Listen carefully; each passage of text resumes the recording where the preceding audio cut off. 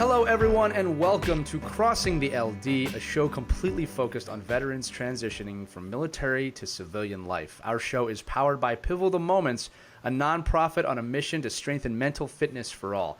Go check them out at pivotalmoments.org to learn more. I'm Lee Elias, and I am joined, as always, by my good friend and co-host, Howie Cohen, and we are privileged today to have Colonel Mike Black with us. Colonel Black had an exceptional 26-year military career as an Air Force officer, which culminated with his assignment as the Deputy Commander and Commander of the White House Communications Agency, which we will call WHCA for short today, from 2007 to 2011.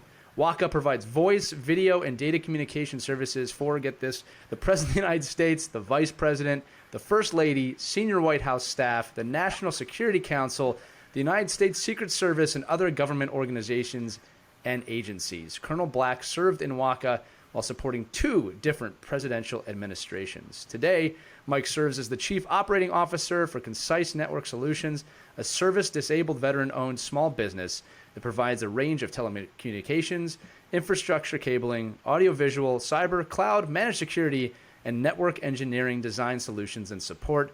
Mike, a big welcome to the show. Thank you for being here today.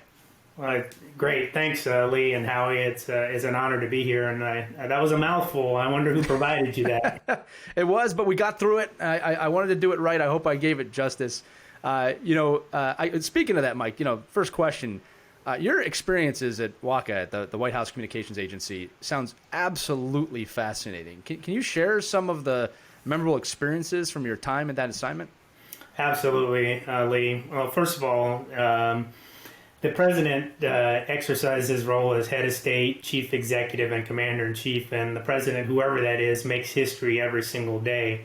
And to be the agency that helps him do that through providing assured communications was just an awesome experience. A joint organization, 1,000-plus military, multi-service, and if you think about it, the President is the President whether he's in the West Wing or whether he's getting the Nobel Peace Prize or whether he's at the Olympics or whether he's in Iraq or Afghanistan or some other mission. We still had to provide that assured communications anytime, anywhere. And to be a part of that with those awesome soldiers, sailors, airmen, coasties, it was just an amazing experience. Marines, civilians, contractors, being able to provide that service and work with highly selective professionals, the best of the best that each service has to offer, was just an amazing experience and really was an honor to be a part of that. But if you think about it, imagine being on a plane and the President's getting ready to get the Nobel Peace Prize in Norway, and you're a part of that, and your team is a part of delivering the communications for that. Just an amazing experience. And then there's, something each day that happens with the President that the WHCA team is involved in, and a lot of stuff. A lot of professionals involved in making that happen, and it was just an amazing experience. I mean, I can think of many things that I never would have got to do that I got to do with being the commander of the White House Communications Agency. And I thank those that paved the way, like Howie, that was there before me, and many others, and then those that have followed me. Well, Mike, you did an absolutely awesome job as the deputy and as the commander, and we all applaud you for the great traditions that you carried on and the absolute exceptional communication support you provided to both the Bush and the Obama administrations. Absolutely exceptional job, well done. And Mike, you currently serve as the Chief Operating Officer of Concise Network Solutions. And you've served in this position in two other companies. So how has your military experience prepared you to perform in these positions? That's a great question, Howie. I have operations in my title as Chief Operating Officer. And the military experience that I had, if you count the 4 years at the Air Force Academy, I mean, that's 30 years of doing operations, if you will. Getting a group of people together to achieve a common objective. And being a leader and being chosen to be a leader in the military to do that, that dovetailed nicely, in my current position as Chief Operating Officer. Basically, being responsible for all of operations. In a couple of the companies that I was in, everybody worked for me except the CEO and maybe the CFO. And so I was really responsible for all of operations, and that's much like a unit that you've commanded before, whether it's in the Air Force at the squadron or group level or wing level, or Army like you at the brigade level and higher. All of that experience in the military directly resonated with my leadership in Concise and the other places I was at as a chief operating officer. I like to say that I was in the leadership laboratory for 30 years in the military, being exposed to all kinds of experiences, all kinds of challenges, and increasing responsibility as I rose up in rank. But that leadership laboratory for 30 years prepared me for what I'm doing here in the private sector. Lots of opportunities to practice and get better. Lots of training along the way, and then most importantly, the people that I had that were part of my team. I mean, that's where the rubber met the road. Is those people, those outstanding enlisted and officers and civilians that help complete the mission. Mike, whenever you write a book, you're going to have to call it the Leadership Laboratory. That is a great name right there. I'll tell you that right now. And, we love talking on this show about the experiences or the gifts in a lot of ways that the military provides people for this transition and how it can apply.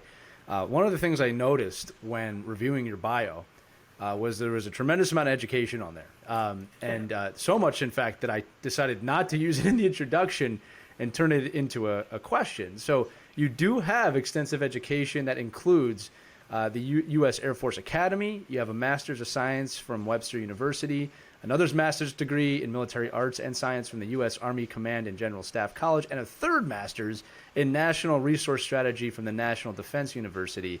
So the question begs itself, how important has that education been to your career post-military, and what advice do you have when it comes to education for our audience?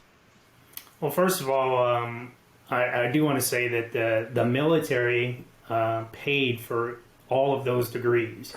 And so that was, just a fantastic, opportunity, starting with the Bachelor of Science degree at the Air Force Academy, and then all of those other degrees, whether it was tuition assistance, where the military paid a good portion of the degree at Webster, or whether it was the actual in-person professional military education, as well as getting an academic degree from the Army Command and General Staff College and the National Defense University.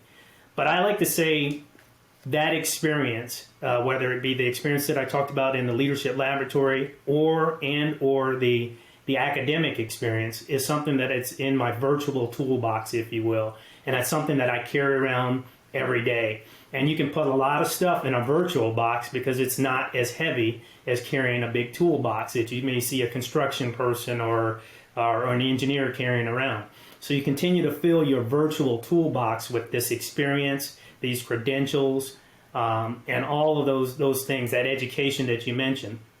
And whether it was the undergraduate degree in basic science from the academy to management, or the National Resource Strategy degree, all of those things were experience that I put in my virtual toolbox that, yes, they did and do help me in my current position. I can reflect back on, for example, my time at the Army Command and General Staff College, where I took a leadership course there, and we had to develop what we call command philosophy. And I know Howie knows what this is, being a commander. Many times he's had to develop a command philosophy. That was new to me as a young major in the Air Force and going to school with the Army. And so I developed a command philosophy as a part of that course. And I knew halfway through that course that I was actually going to go out and be a commander of a combat comm unit. And so I took the time to develop that philosophy. And And I use that philosophy today. I mean, my philosophy is found in what I call the 5 F's. It's family, fitness, flying, fairness, and fun. So it's easy to remember. You have a hand, you've got 5 fingers on your hand. It starts with the letter F, so it's family, fitness, flying, fairness, and fun. I still apply that philosophy in what I do in the private sector. Family is first. I mean, I always told folks, you wake up with your family. You're going to be with your family for the rest of your life, so don't neglect your family. You don't want to be at your retirement ceremony and you're the only one there because you neglected your family. Right. Flying equated to the mission of the Air Force. That's what I was in, but I just apply that to the mission of the organization that I'm in. And so whatever that mission is, you've got to execute that mission. Fitness, physical fitness, and spiritual fitness and mental fitness all are part of something that makes you who you are today. In physical fitness, we had to do that in the military. We had to maintain a certain standard, but you also had to execute your spiritual and mental fitness to make sure that was in balance. Same thing I do in the private sector. I make sure that my spiritual and mental fitness is in balance along with my physical fitness. As a leader, it's important to be fair. It affects good order and discipline. It affects good order and discipline in the private sector as well. You have to be fair, and you also have to be perceived as being fair. And then finally, fun. Incorporate fun into your activities. It's not all work and no play, and so I still like to do fun things. And so the point I'm making is that I learned that command, to make a command philosophy in one of those schools that I went to, the education that you talked about, and I apply that today still in the private sector. I think if you were to bump into anybody that was in any of my units today, they would be able to tell you at least a few of those F's, that are Mike Black's command philosophy, and it's worked for me. Mike, you've given some incredible nuggets of wisdom and experience and what you just shared that I know our audience can take great momentum from as they start to prepare for their transition. As you know, the whole focus of this show is to actually help military veterans transition from the military into civilian life. So as you look back on your military experiences, how has that helped you prepare for your own transition to civilian life? Maybe you can share some of that experience with us as well. No, absolutely, Howie. I think, all of the experience that I garnered in the military in some way or some fashion has prepared me for transition. I like to use the coach, mentor, sponsor, concept, because that was what was shared with me. I had a coach, I had a mentor, and I had a sponsor, and those folks helped me along the way in my career. Those same coaches, mentors, and sponsors also were around when it was time for me to transition, and in particular. Some of those folks, had already transitioned, and so they were able to share their experience, transition from the military to the private sector, and they were able to share their experience with me and to really shorten the learning curve. I mean, that's a cliche, but anytime you can shorten the learning curve for somebody, it makes it easier for them to accomplish the task, and they can do it in a shorter time, thereby having more time to garner more experience and learn more things. And so, in particular, the leadership, all the leadership opportunities and the training that I was able to put in that virtual toolbox that I spoke of before, I was able to pull out that stuff, if you will, as I transitioned into the military. And so, don't ever discount that experience that you get in the military. We go through quite a bit of training, and I will tell you from my personal experience, every bit of that training that I received over the years, I've been able to apply either directly or indirectly in the private sector. And again, my coaches, my mentors, and my sponsors helped me with that transition. And I try to do the same. I try to return the favor to to folks that are following me and shortening that learning curve for them. And in fact, I've even hired folks that were part of my team in the past, or helped people to get different opportunities based upon my network and my connections. So Mike, it's interesting to me that you relied on a mentor and coach as you prepared for your transition. I'd be really interested in kind of digging into what have you done as a mentor, as a coach to others. What based on lessons that you've learned, how have you then helped others to transition, and how have you mentored and coached them to success? Well, one of the things I do, and I'm still involved in mentoring today. I'm actually a vice chairman of the Air Force Cadet Officer Mentoring Association, which is tasked with mentoring cadets and young officers in the Air Force. And so I do have a passion for that because I've seen the value of that. My father, who is a retired Signal Corps colonel, as well, I've learned a lot from his time and his experience. I have a son who's in the Space Force, actually, commissioned into the Air Force and then cross-commissioned into the Space Force. And so you can say I have skin in the game. And so I'm, very much involved in that because I want to be able to share those experiences not only with my son, but with his peers and that kind of thing.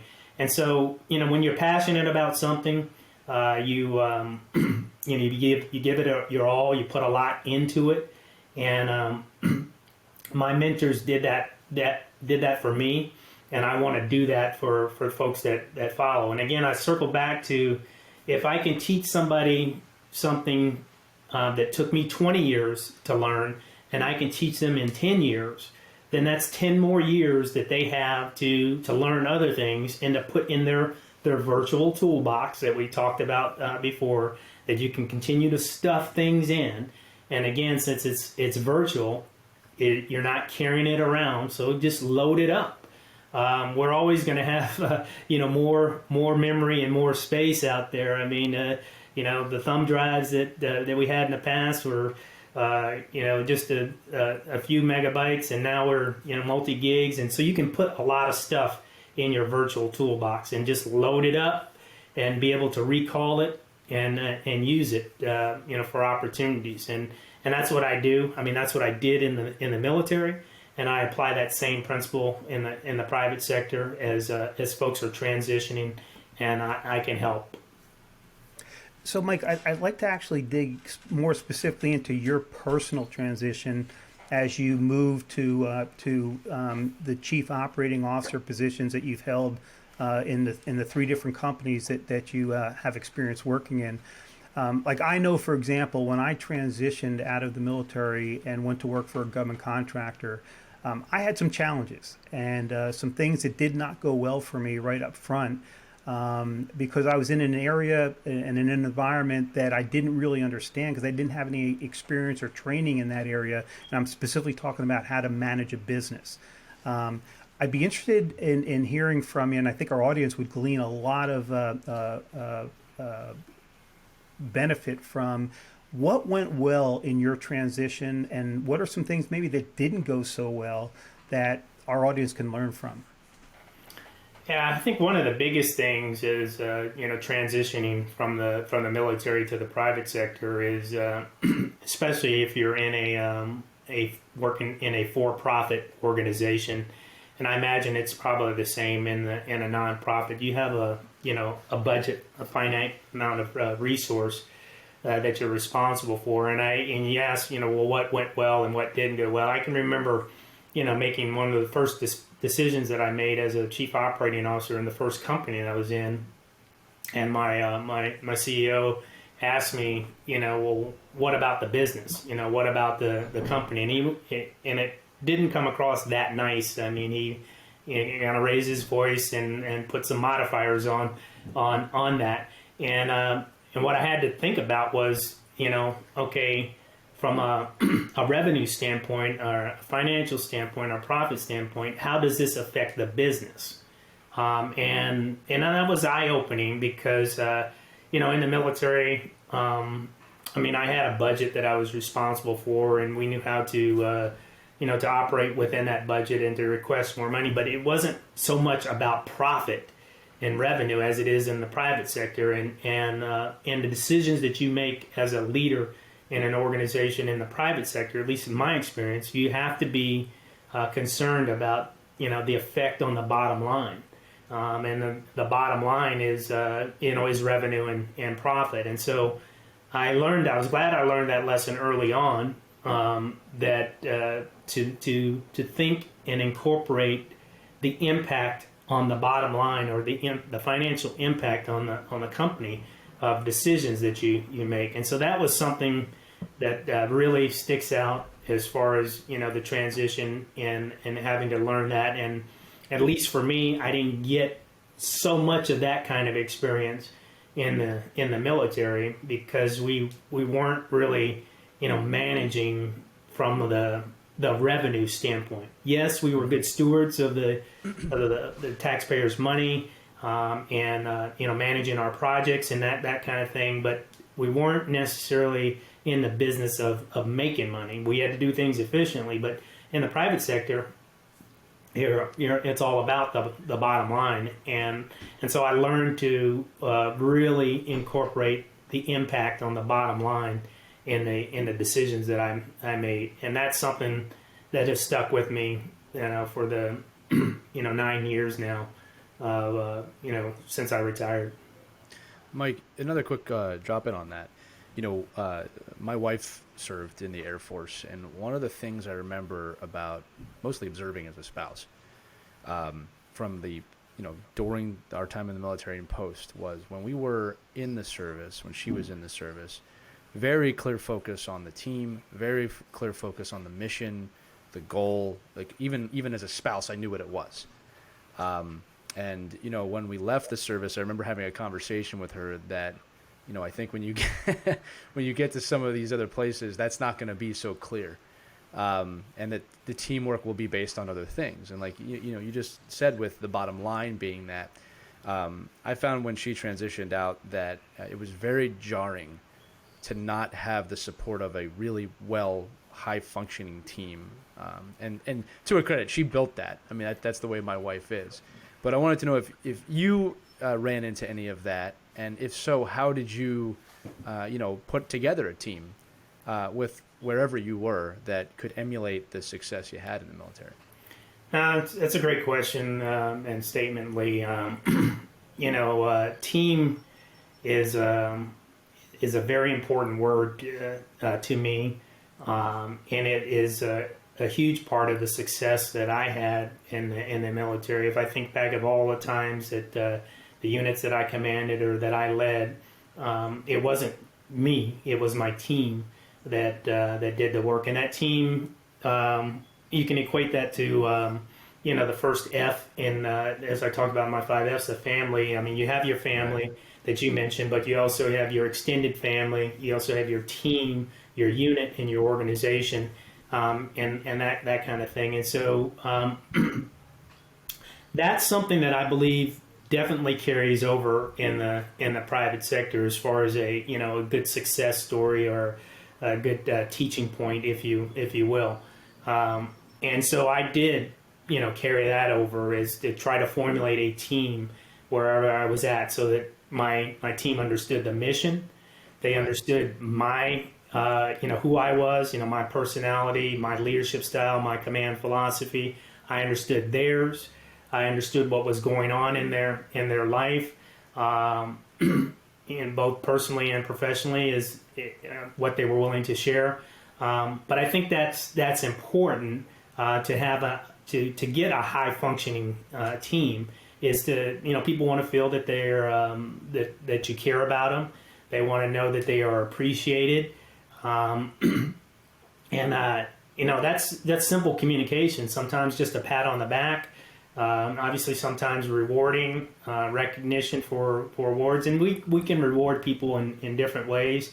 In the private sector, sometimes there's bonuses for that for a person's involvement. But sometimes people just need a simple, hey, job well done. Johnny, Susan, Mike, Lee, Howie, you did a great job in doing this and letting folks know that that they are appreciated. You'll end up getting a lot more out of folks. Folks are going to work hard when they feel appreciated and they feel like they're a part of the team. And I found that true to be, not only in the military but in the private sector. And so that's something that I've been able to carry over. And what I've seen and what I've experienced in talking to peers and other folks, that is something that definitely the private sector appreciates about the military is kind of that unit and taking care of that team, and it's important. And sometimes it's a new concept for folks that have not been associated with it and hadn't practiced it. But then once they see the benefits of that, and again, you heard me talk about the bottom line, but anything you do that can affect the bottom line, especially positively, your leadership, your organization is going to appreciate that, and you can see by taking care of the team and having that team concept, it does have an impact on the bottom line. Right, and I can tell you as a business owner that bottom line is very important. But I think we have business owners that listen to this show, and we like to give them advice too. And when I consult business owners, I tell them a few things about the military. I reference the military all the time because I say this is the best team on the planet Earth. And I said if you want to learn about teamwork, go to the source. Go to the source because it clearly works for them. And I love sharing stories about that. But one of the things for the business owners listening to this that you're totally emulating right now is that teamwork might not have a figure that goes with it, a number that goes with it of, you'll make this much money if you do teamwork. But there is an absorbent amount of evidence that if you have a great team, it improves your business.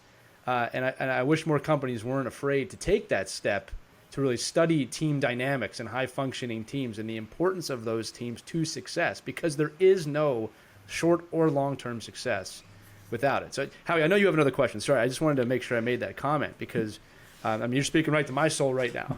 No, I think these are really, really important pieces of information that are coming out, and I appreciate you're bringing that out, Lee. Because look, you know me, we've worked together a long time now, and I think the three of us feel very strongly that to have a successful organization, you are so reliant on a highly effective team, and anything you can do as a leader to foster the effectiveness of that team, it'll make your organization better.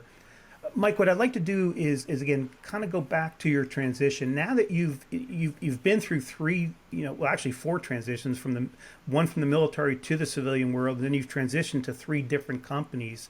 As you look back on that transition experience, anything that you would do, knowing what you know now, anything that you would do differently?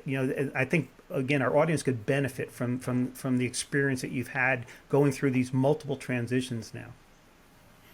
Yeah, I think I was pretty methodical in my my transition, my initial transition from the military. I basically said, hey, do I want to go government or do I want to go private sector? And then once I said I'm going to go private sector, then I said, well, do I want to go for-profit or non-profit? And then once I said I was going to go profit, I decided, do I want to go large business or medium-sized or small business? And I made a choice to go small business because of just the impact that you could have on the organization. And I always knew that I could go back and do government if I wanted to later on, or maybe go back and do medium or large business later on if this isn't what I wanted to do. I think I guess really one of the main things that I would consider looking at is, and this is what I share with folks when I'm transitioning now, is that first point that I made about understanding the impact on revenue and the decisions that you made. And so kind of opening up your aperture when you're making decisions in the private sector to understand the impact of your decision. and how that's going to affect the organization, and not just, operations. I mean, I was good at operations in the military, and and was fortunate enough to command at the squadron all the way to the wing command equivalent level, because my team executed the operations, and we performed well to do that. But that not having the practice of making decisions that affect the bottom line, or even thinking about the impact on revenue or profit, I think, particularly if somebody's going to go into a leadership position, a director, a vice president, or a C-level position within an organization, I think you really need to become familiar with the impact on the organization, the bottom line. That's what's important. In the military, it's mission, right? We got to get this job done. We got to get this mission done. So we know what the end state is a successful mission. In many instances in the private sector, it is, revenue and profit. People are not going to continue operating a business if it's not profitable.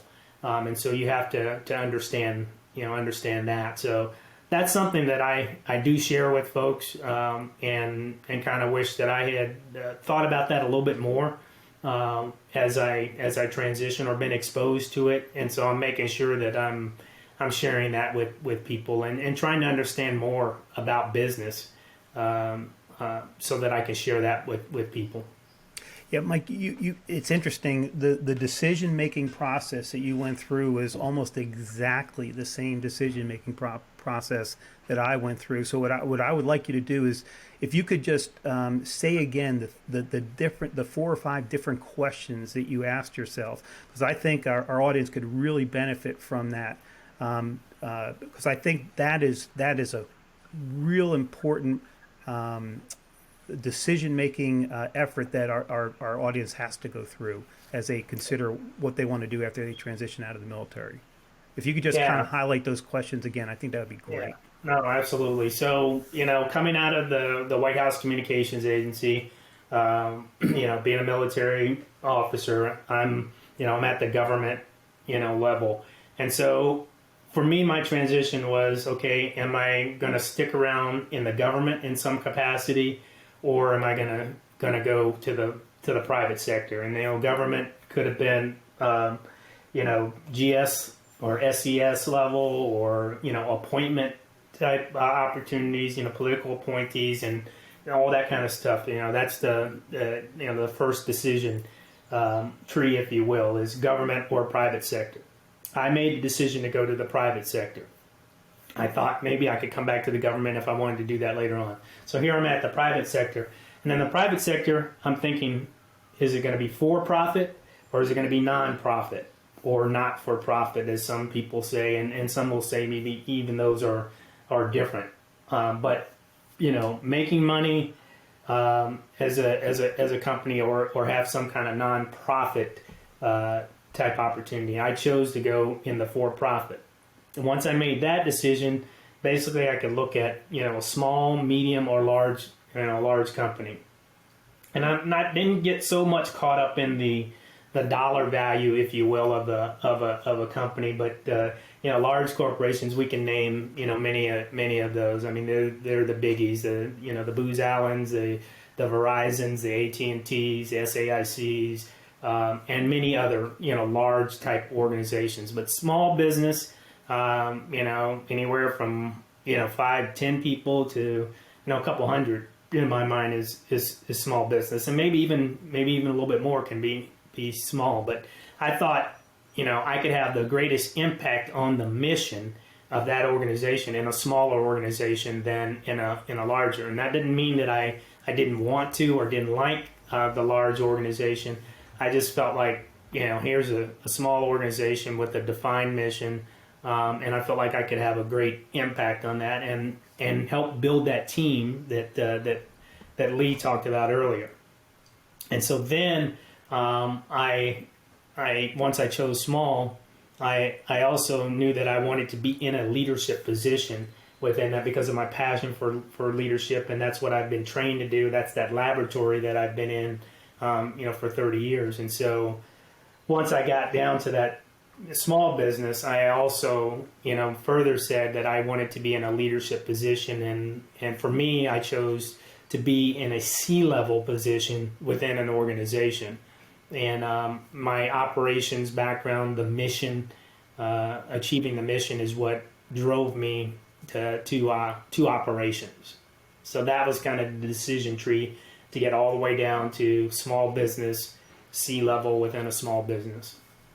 That's great. And I think our audience could benefit tremendously from taking themselves through that same Absolutely. kind of decision-making process. Mike, what I'd like to kind of move to now is, now that you're out of the military, you've been accepted into a company, into an organization.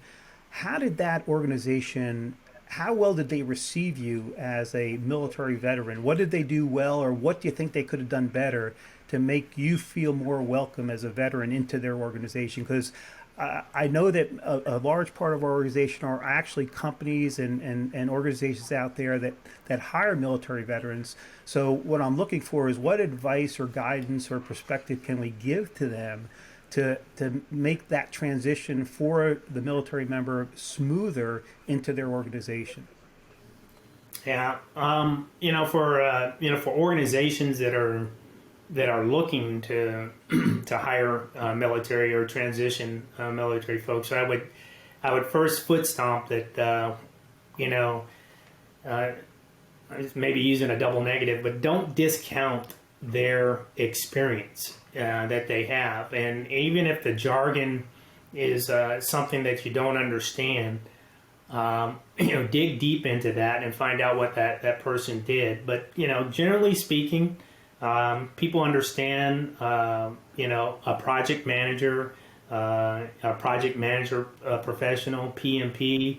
Well, I mean, that's what we did in the military. We managed a lot of projects, a lot of programs, sometimes really big programs. And so that kind of stuff is directly translatable, if that's a word, into the private sector. And look at and see when people have done that kind of thing. If they've managed projects or programs, then they're probably going to be able to do that kind of thing in your organization. And then it's a matter of just translating, what you've done as a military person to the language that a potential hiring organization or company can understand. And that also means, sometimes, giving your resume to somebody that's already out there so that they can help you translate, what you've done in the military to the private sector. And I think you probably see resumes today where they would have a title, as a commander at a certain level, and maybe they'll put, same as a vice president or same as a director or something that translates into the private sector that people will understand. But don't discount that experience, that education that you talked about, those training sessions along the way. I mean, I can think of many things that I've done that's not necessarily on my resume that directly translate in the ability to be successful, in the private sector. And whether it's survival training that I went through, simulated prisoner of war camp, all this kind of stuff. I mean, it teaches you stuff about yourself as an individual. But think about that. Think about that kind of training that a military person has gone through. They can adapt to many things, and Howie, I know you'll understand this. I mean, we have, that acronym of PACE, primary, alternate, contingency, and emergency. That's what we did for communications. I mean, that's what we did at White House Comm, is we had to be reliable all the time. Well, that acronym, applies in the private sector. It's not just with communications. I mean, you have to have a primary means. You have to have an alternate means. You have to have a contingency means, and you have to have an emergency means. Military folks have been doing that, throughout their career, and they can adapt and adjust fire, if you will, in the private sector. And so I think those things are extremely important. And so as you're talking to a military person, kind of dig into their experiences and know that a lot of that stuff does apply. But you're going to get a well-rounded individual who can adapt, who's innovative and creative, and who is solution based or solution oriented in achieving the objective. And so those are things that I want to make sure that as folks are transitioning and hiring those folks, that they pull those things out of a person's resume, or in the conversation with folks, or when they're checking their references, and talk to people. And I try to do that. I've been a reference for folks, and I try to put it in language that the company or organization can understand, and give them examples of the success that folks have been a part of. Mike, to share an example of what you're talking about from the other side, right, from the business owner side. I have a veteran that works for me, and he has a specific task. And I remember when he came in, I had an idea of how I wanted to operate, but kind of practicing what you just are preaching. I said, well, let me see what his experience has to add to this, right? Because I know when he was in the military, he had to do a lot of the experience needed to do this job. So I said, well, what do you think? How would you like to operate this? Knowing that I have the final say, of course. Man, I'm so glad I asked that, because he came up with processes and efficiency, and he got it working to a level I never would have been able to do. And when I asked him, like, where did you learn all this? Obvious answer was the military. Right. But we had another guest on the show that said the same thing: is make sure that you're volunteering, obviously in an interview, what you've done. But for employers out there, ask what did you do in the service, because there's guaranteed experience there. At minimum, teamwork, but it gets macro to. I mean, it's amazing the experiences that he's been able to bring to my company. I work in sports and I work in business a lot, and it's funny. And I have this saying in sports that applies to business, that good coaches know a lot, but great coaches know they don't know anything. And it's the same thing with leadership, right? Like, good leaders know everything, right. But great leaders don't. You don't know. You're always learning. And that shared experience that he brought has been invaluable to the efficiency of our company. And I tell him that. That's the other thing, too, going back to the teamwork. I tell him that. Like, thank goodness we had this conversation. One final question from me, Mike, is that we talked before again about teamwork. And you mentioned some of just the easy ways to get people to feel just pat on the back and you're doing a good job. Things that are really done probably a lot less than people realize. One of the things that I think organizations, this is for-profit, nonprofit, and everything in between, that they don't put enough time on is creating a vision or a mission. All right, so the equivalent of this, just to kind of create the landscape, like when I go to a sports team and I say, well, what are we doing here? Well, we want to win, coach. Yeah, everyone wants to win, right? That's a goal, Right. But that's not our vision. Like, why do you want to win? When it's a business, well, what do we want to do here? We want to make money. We want the bottom line, right? That's what you hear a lot. Well, that's great. Every business wants to make money, right? But why? Who are you? So I just want you to comment on how important it is for for-profit, nonprofit to have a clearly defined vision and mission, something tangible that people want to be a part of, and how important it is that you inspire them to sink their teeth into it. Because in every organization, team, anything I've worked with that's had that, success is exponentially achieved. Yeah. And I just wanted to get your thoughts on that. Well, you must have read my mind and must know what I'm actually looking at right now. So I'm in my office, and right in front of me is my vision board.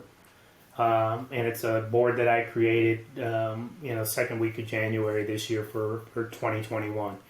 And that I just basically cut out different pictures out of magazines and sayings and quotes and all of that kind of stuff and put it on my vision board. And I think, looking at that vision board every single day, I know what I want to focus on.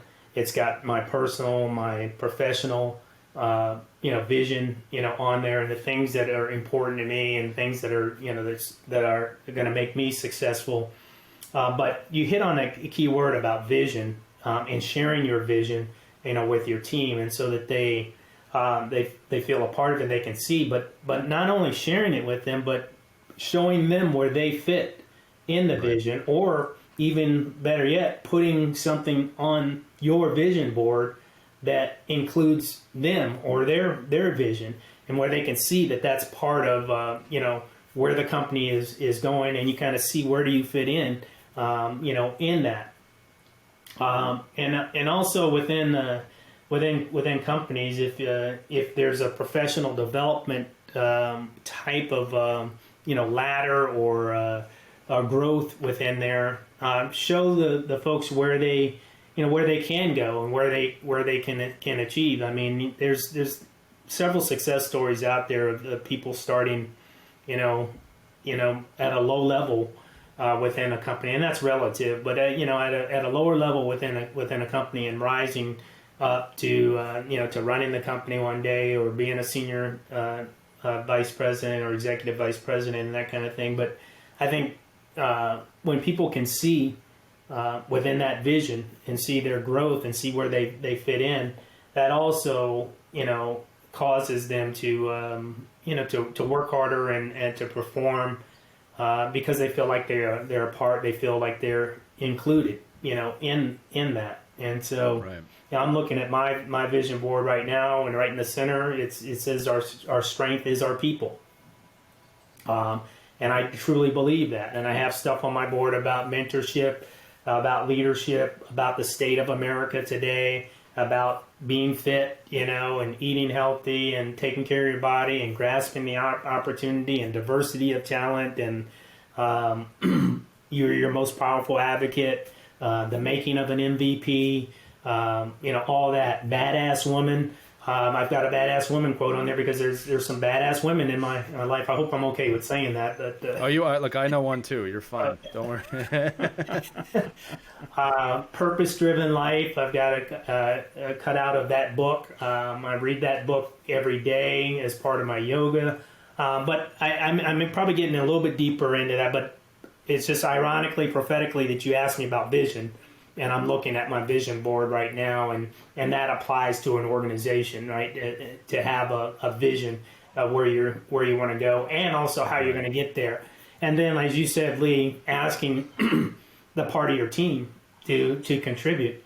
And for me, sometimes you'll be amazed at what people come up with, and what they do. And I think it's important to understand everybody's vantage point. My vantage point is different than yours. Howie's is different than mine. And so, I've written a leadership article on blind spots, and just, being able to just kind of see within, your area. But if somebody else is over here or over here, they have a different vantage point, and they can see some things that you can't see. And maybe their spots, what they see is, focused in on your blind spot, and so you get that input to be able to do things. And I think that's so great, what you did with that individual, with part of your team, and then their productivity is gonna go up. They're gonna feel value added, but I think it's important to share that vision. Yeah, well, I appreciate you sharing your vision. Look, there is no too much information on this show. Hopefully, the people listening to it. I think the fact that you have a vision board says a lot in itself, right? That's the way you run things right now. So that's awesome. Thanks for sharing. Howie, I didn't know if you had any more questions. No, actually, I don't. Mike, you've been incredibly generous with your time, with your experience. I know there's a ton of things that our audience can glean from listening to this podcast. And I just want to thank you again for taking the time to speak with Lee and me, and more importantly, share your nuggets of information, your perspective, your experiences with our audience, because I know they can definitely benefit from them if they take them to heart. So thanks again for being a part of this, Mike. I really want to thank you a bunch. It was my honor, and I'm glad that you asked me to participate, and I loved your your title of crossing the LD or line of departure. Obviously, that resonates with me being in the military, and in particular, having a father who was in the Army and all of that kind of stuff. And so that terminology, I'm familiar with. My dad served 2 tours in Vietnam, and so I understand the line of departure and all of that. And that's a good way of teaching things. I mean, people can understand when you can give an analogy or a metaphor about something. It helps with remembering and understanding the concept. And as we're talking about folks that transition, military, in today's military, anybody that served, in the last 20, 30 years, they understand, they know about the line of departure for Desert Storm or for any other operation, and they were a part of that. And even if you weren't directly a part of that, you knew what troops were doing when they crossed that line of departure. And so it resonates with the transition from the military. I see that correlation, and I when you shared that with me, I was like, wow, that's very creative, and it helps with learning. And so I like what you're doing, and I'm glad to be a part of it. So I wanted to thank you, Howie, thank you, Lee, and Ben behind the scenes at making things happen. I'm honored to be a part of it. Well, we appreciate thanks, your Mike. being a part of it. Thanks so much, Mike. Yeah, like any team, it doesn't work without the guests, which are part of the team members, and now you're in the eternal fraternity of the Crossing the LD team. Yeah. So I'm going to close it out there. As you said, Mike, you've been listening to Crossing the LD, which is powered by the nonprofit Pivotal Moments. You can learn more about the organization at pivotalmoments.org for more inspirational content, education, or if you want to donate. So for Howie Cohen, I'm Lee Elias. Thanks so much for joining us, and make sure to keep an eye out for more episodes soon wherever podcasts can be heard. Thanks so much for listening, and we will see you next time. Have a great day, everyone.